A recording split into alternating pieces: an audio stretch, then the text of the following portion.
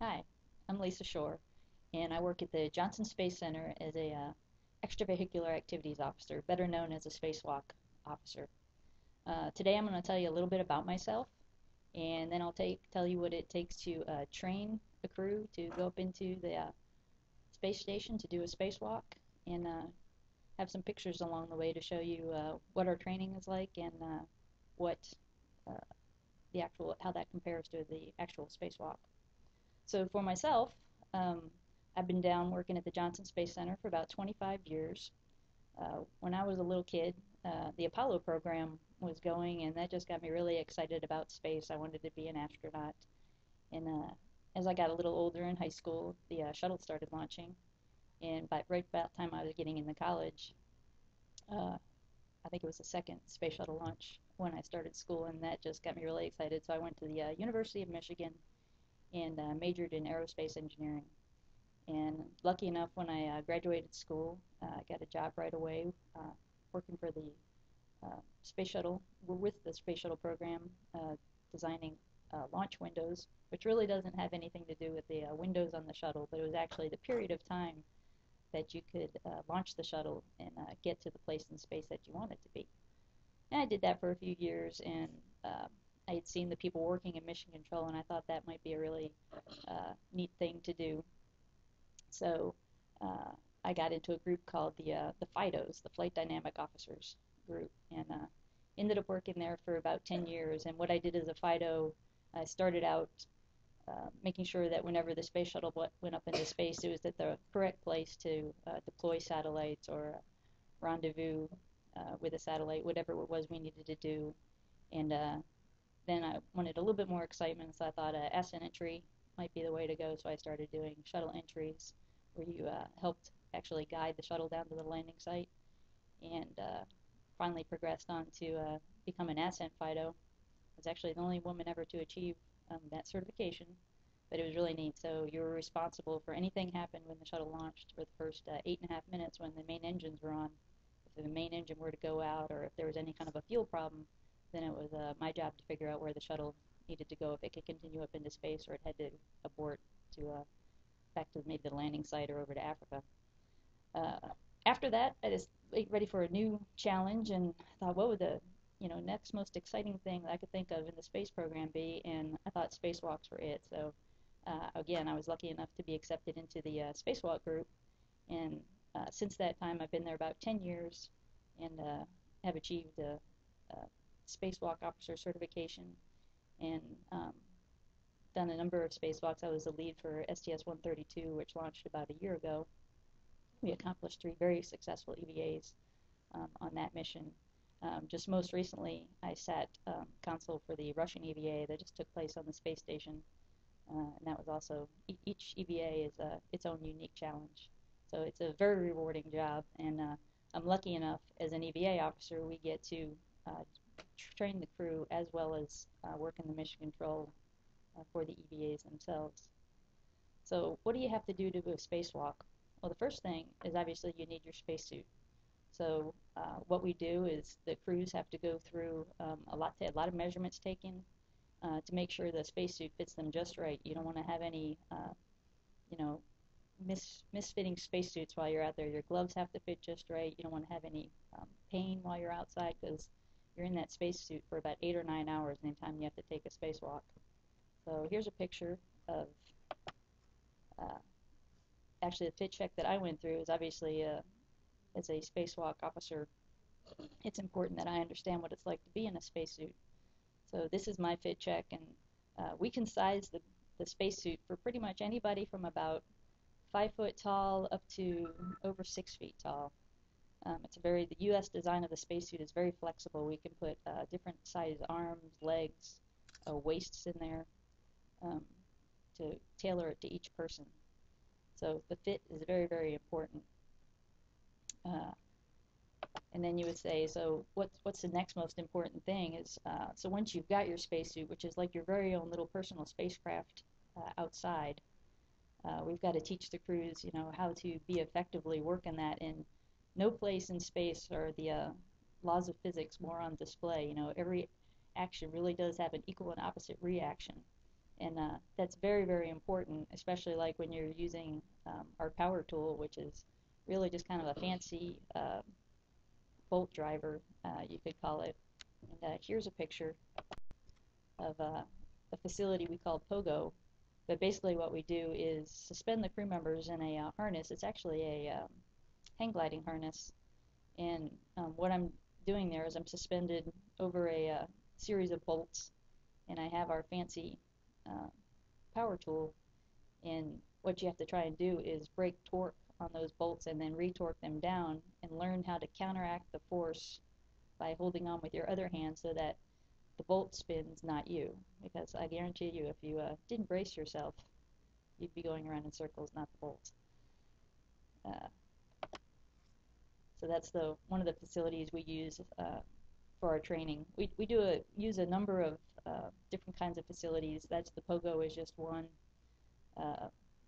We also lead up to doing our runs in the pool. But before that, we'll actually take the astronauts to vacuum. A picture of one of our astronauts, Garrett Reisman, actually in the vacuum chamber. So we'll put them actually in a real flight spacesuit and let them see how stiff that's going to be, what it feels like when it's pressurized. And then in that small chamber, we actually take them down the vacuum. And the thought is, that gives the crew confidence that the spacesuit really is going to protect them when they go into the vacuum of space.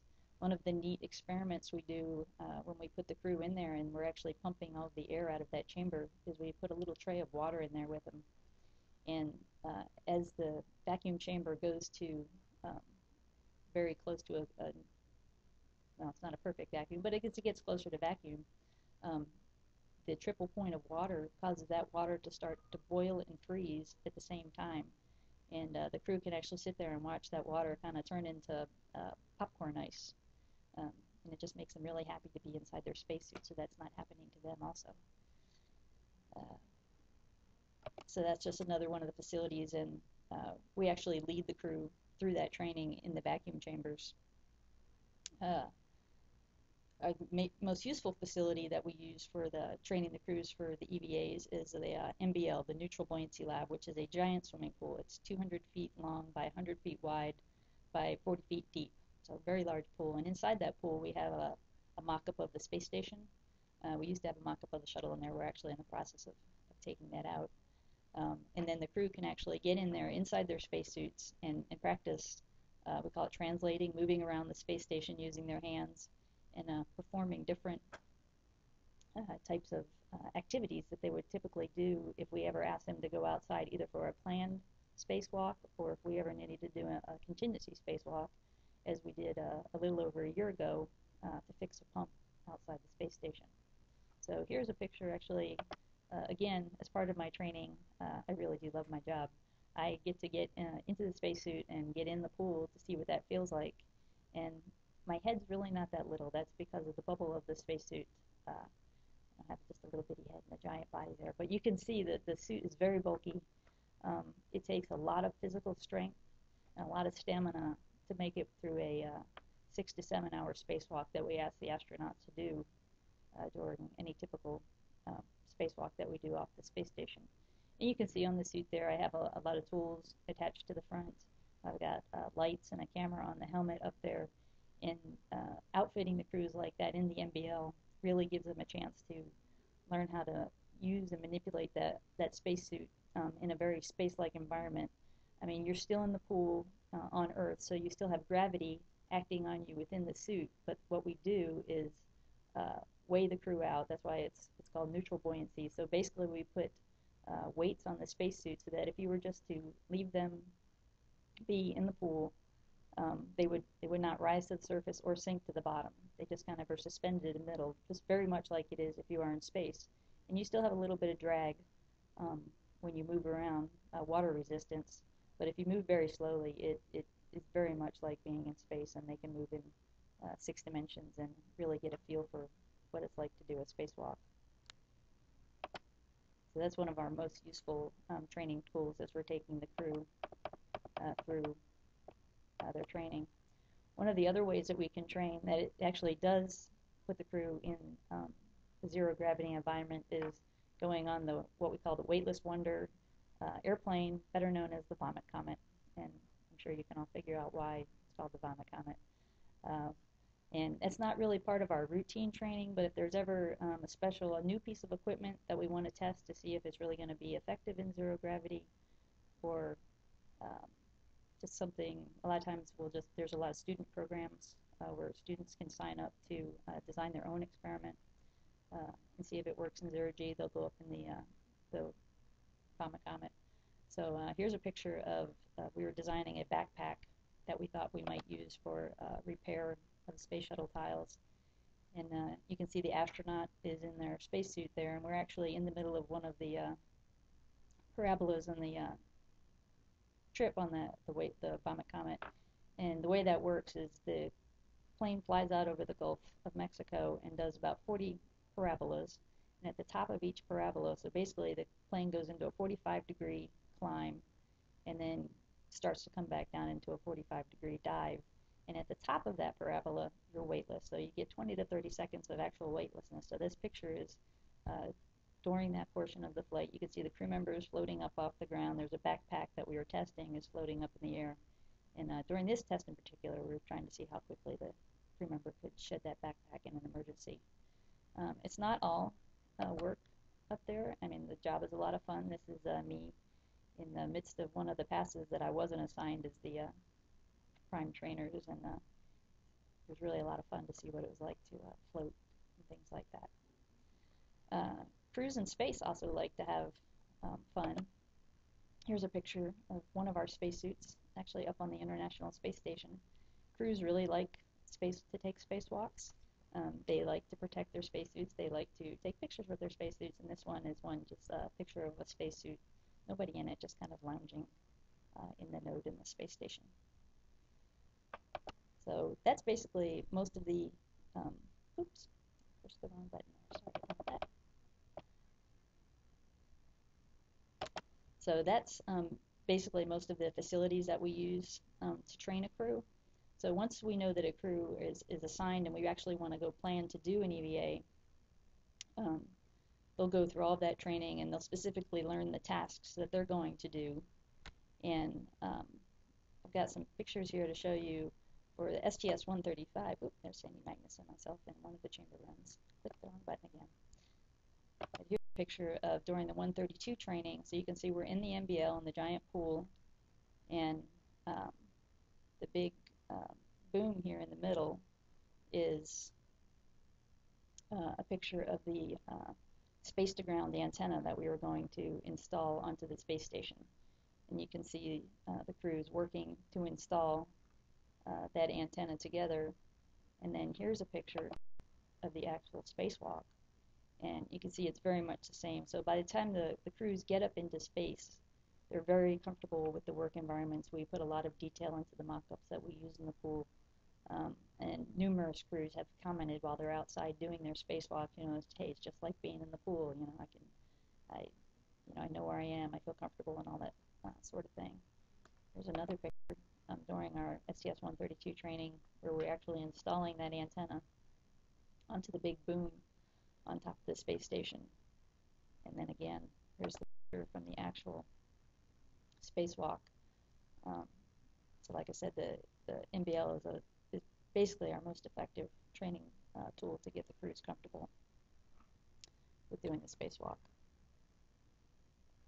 So I have a question here. How long do the astronauts train in the NBL before doing a spacewalk? That kind of varies. If it's a planned EVA that we know we're going to be doing, and the crews, we have them on the ground here for a while longer, we'll actually start their training flows 2 years prior to them going into space. And if we know that whole time they're going to take the spacewalk, we pretty much do a series of we call it 5-to-1 training or 7-to-1. So for each EVA we think they're going to do outside, we may put them in the pool up to 5 or 7 times. So they'll do some runs in the pool just for skills, just basic, make sure they're comfortable in the pool. And then for each EVA, say 5 to 7 runs. So they'll go in the pool between 10 and 12 times possibly before they do an EVA in space. Now, if we're have to go outside to do a continuous EVA, it's a little different. We didn't know they were going to do it. So they'll go through and basically their just training flow in general has them do about 7 runs in the pool over the course of a year. Um, so they're basically comfortable with it. Let's see, I have another question here. Do they have to have a dive certification? Yes, you do. As we work out there, as part of my job, I was certified. I got my dive certification, and then once you have that dive certification, we make folks take a swim test in the pool to make sure if anything happened, they'd be able to swim. They have to go down to the bottom of the MBL at 40 feet, demonstrate you can doff your equipment, get back up, things like that. Hopefully, once you're in the spacesuit, you never get wet. But yeah, you do have to have a dive certification just to qualify for getting in the suit. I have another question here. Where did I grow up? There's a couple of answers to that question. I was born in Philadelphia, Pennsylvania. I lived there till I was about 8 years old. I moved down to Fort Lauderdale, Florida till I was about 9th grade. And then we moved to Michigan in the middle of 9th grade, and I was there through college. And then I've been down in Texas ever since. So kind of grew up all over the place. I have another question here. Was I an Army brat? I was not. I just had adventuresome parents, I guess.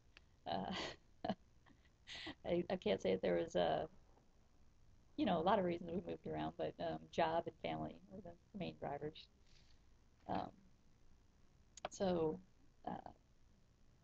the other thing I wanted to show you here, so once the crews are all trained to go take their spacewalks, I guess maybe I'm just showing off a little bit here, but here is a picture of myself during STS-32 during the mission, and I think this was taken right after we completed our last successful spacewalk. I did my little happy dance at the back of the Mission Control Center, and it was just a great day.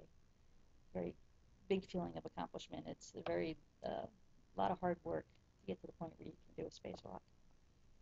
So a lot of people are asking now that we're not flying the shuttle anymore, what's next? What's NASA going to do? Well, we want to get the message out there.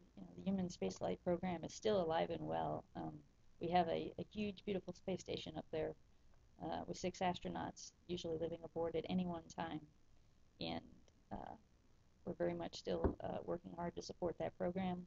We're taking EVAs off of there are planned over the next few years. Not as many, like I said, the Russians, they still do their EVAs off the space station.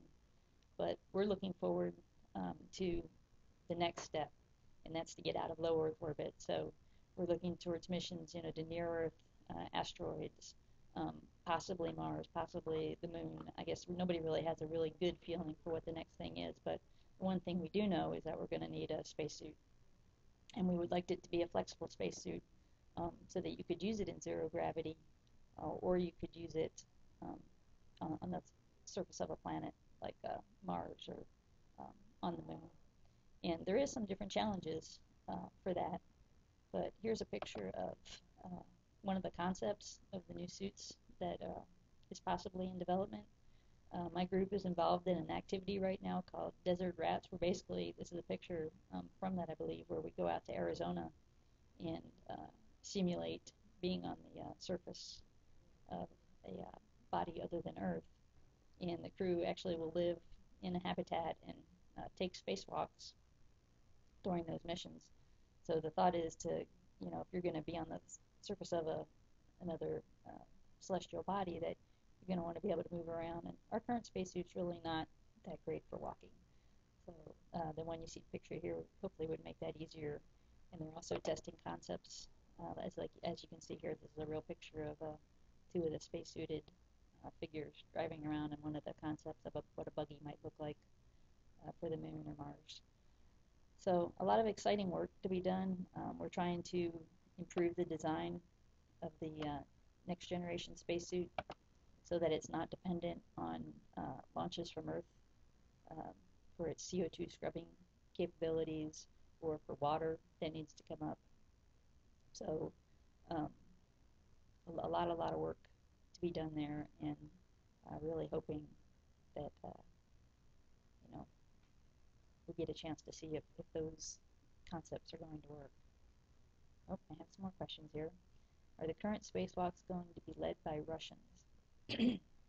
Well, the Russians, kind of the way the space station works right now, the Russians do spacewalks from their side of the space station. The Americans and the international partners do spacewalks from the U.S. side of the space station. So even though everybody lives together up there, we have two separate airlocks. And the Russians, like I said, they just did a spacewalk last week, and I think their next one is in February. The next U.S. spacewalk isn't planned for like another year.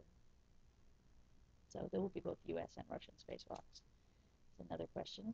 What is your role with commercial flights to ISS? That's a very good question. We do not know yet what our role is with respect to the commercial flights.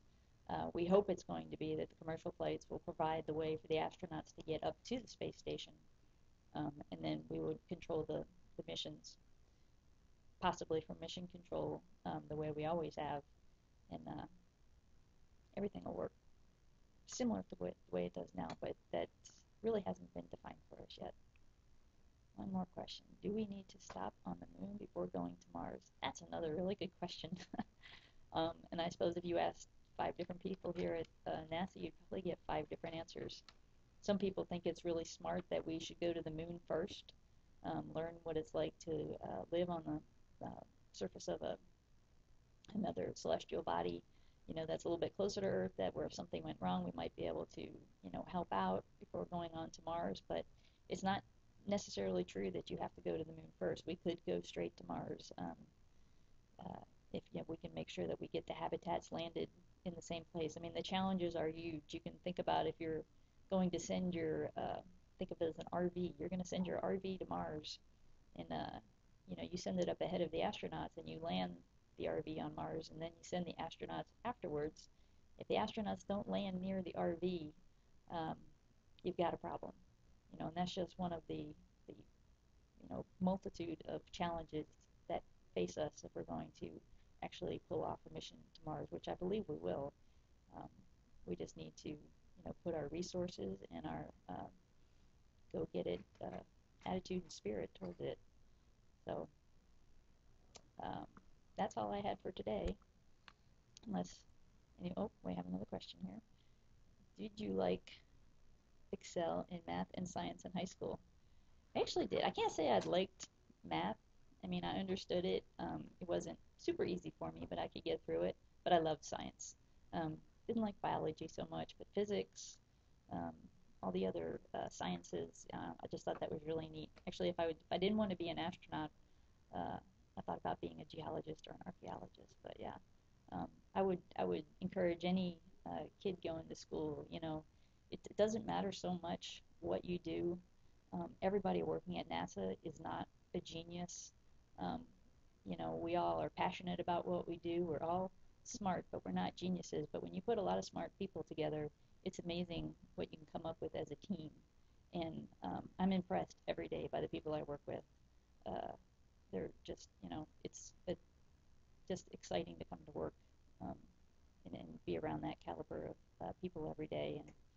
And if you want to be an astronaut yourself, you don't have to be any one specific profession, but you just to try and be the best that you are at that profession and be passionate about it. Don't just do a job for the sake of doing it. I used to be a manager for a little while, and what I look for most when I hire people is are they enthusiastic? Do they want to do this job? Because if you want to do a job, that goes a long way to how much, how well you're going to do in that job. Let's see. One more question. Do you have advice for high school students who would like to work at NASA? And that's basically my advice. Decide what it is you really want to do. Obviously, do well in school. Grades do matter when you start looking to get it into colleges and getting a job. It's not everything, but believe me, it helps. And just decide what it is that excites you. Decide what your passion is, and then pursue it. And if you do that, you'll excel in your field. And if you excel in your field, you will stand out. And once you stand out, you pretty much have the world open to you and can do whatever it is you like to do. And then if you'd like to come to NASA, we would love to have you. I think think that's all we have time for today. Appreciate anybody who was able to join us and provide questions or views this later. So look forward to doing it again.